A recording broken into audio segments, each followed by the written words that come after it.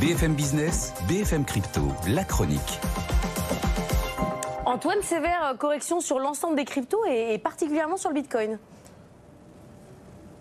Oui, pas un seul support technique qui ne fonctionne pour tenter un rattrapage. Après un plus à 66 000 la semaine dernière, on a tout fait, 65, 64.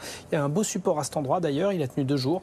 Et là, ce week-end, nouvelle cassure, 63 000. Nous revoilà même en dessous, correction violente, moins 5,6% en 5 jours, moins 9 en un mois.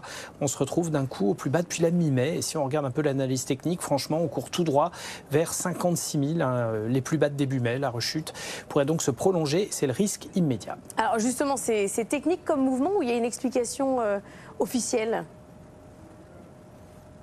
Il y a en plus des indicateurs de sentiment de marché qui reculent non-stop depuis 4 semaines sur le Bitcoin. Et les analystes expliquent ça par un recul général en fait de l'intérêt, tout simplement, pour le Bitcoin. Baisse des ouvertures de comptes, baisse des recherches Internet sur le Bitcoin et puis aussi des sorties de capitaux nets importantes sur les ETF Bitcoin, les produits financiers indexés. 900 millions de dollars et un petit peu plus sur la semaine écoulée. On n'est pas loin de la pire semaine de l'année, celle de fin avril où on avait dépassé le milliard.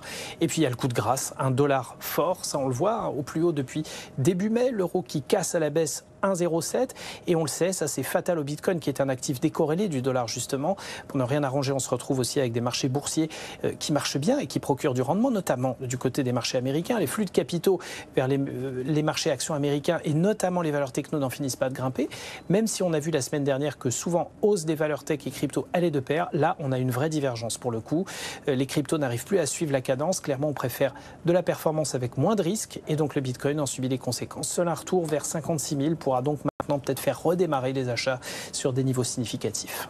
Merci Antoine. Prochain point marché, ça sera après le journal de 6 heures.